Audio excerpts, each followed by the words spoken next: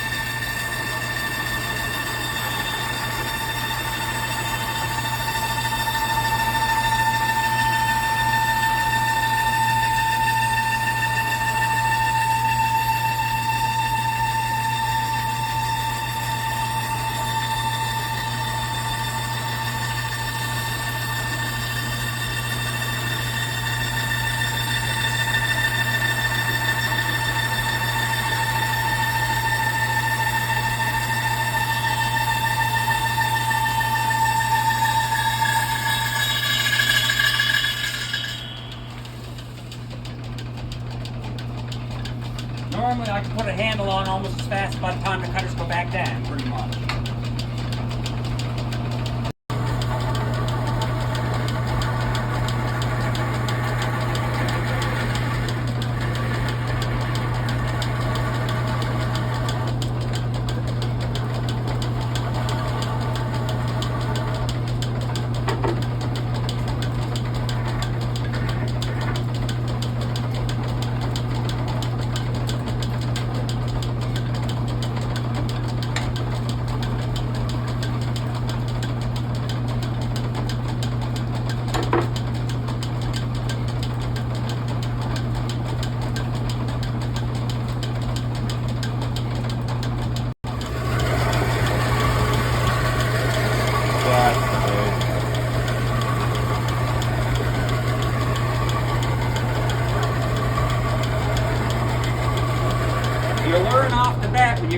back this way to keep your elbow up in the air.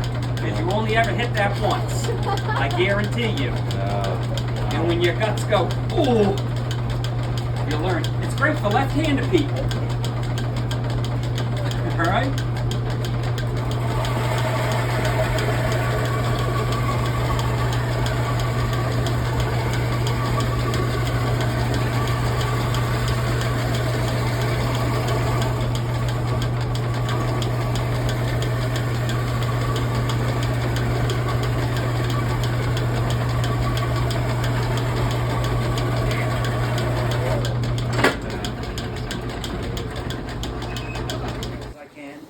I want.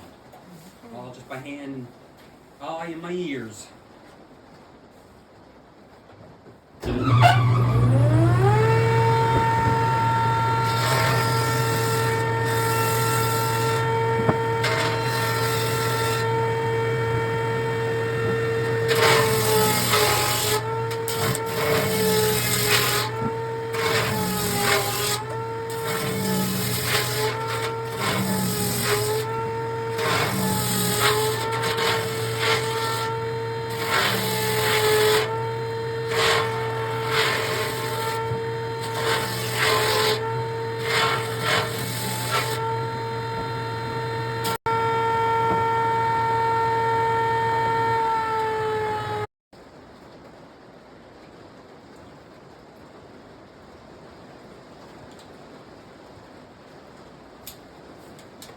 I don't know why I'm measuring that so many times. See, usually if I had two, I always start with my smallest blade.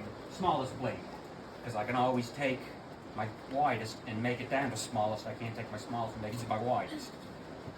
Which makes sense, I can't say common sense there.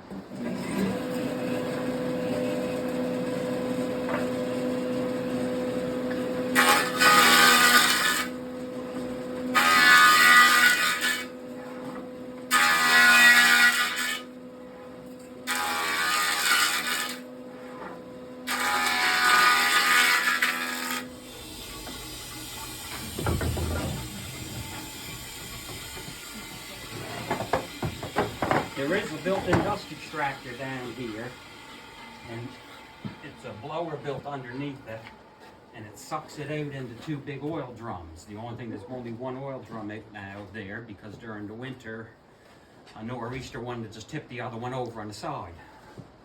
It did. So it may just get a little tiny dusty, not too bad.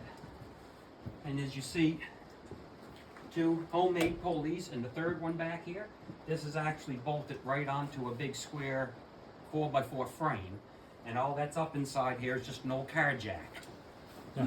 So you just shove her up in, and you just jack like you're jacking a car up, and that pushes that right back and draws your belt tight.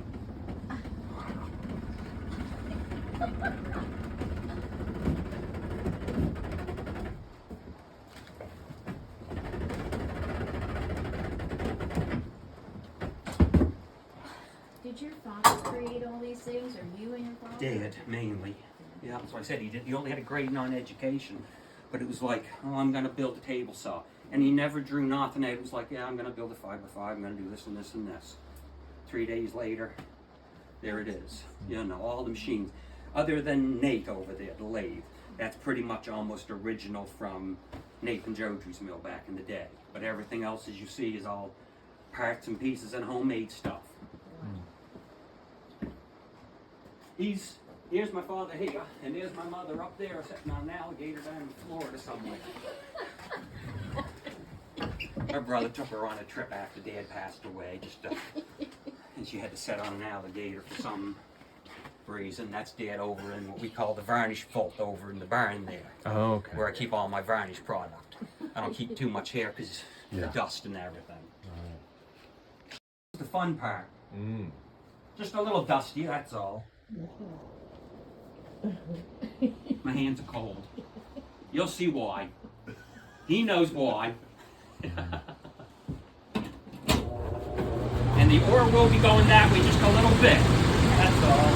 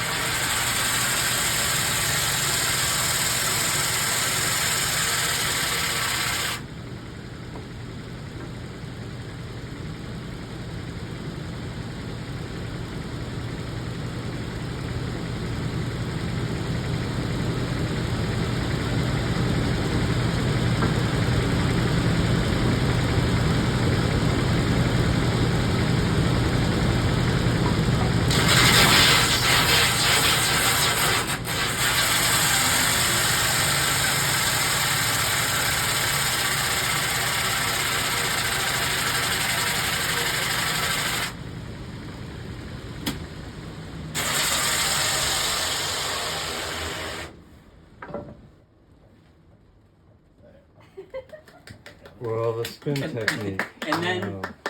well, I won't do it. It's the same purpose. Then the fine belt would go on, Oh, and it'd be wow. sanded finer, which it's the same basic thing as what I just did.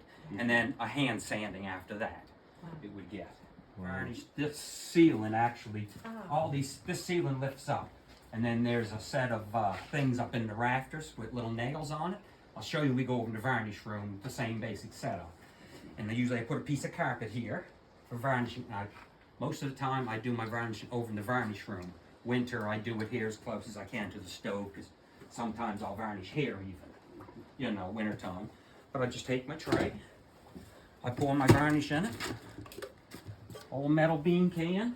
I take whatever product I got, I turn it upside down, handle in, scoop my varnish, and I pour it and let it run right down over. Hold it, let it drip off for 30 seconds, a minute, depending on how thick the varnish is. Flip it upside down, scoop it, and pour it. There's a staple hook usually in it. Hook it up, hang it, and just let it all run off. Usually 2 to 3 coats, depending on how the first coat sets up. And the first coat usually I would take and I would just sponge the first coat on to get it right rubbed in the grain. And then the second, third coat all gets poured right down over it. What brand do you use?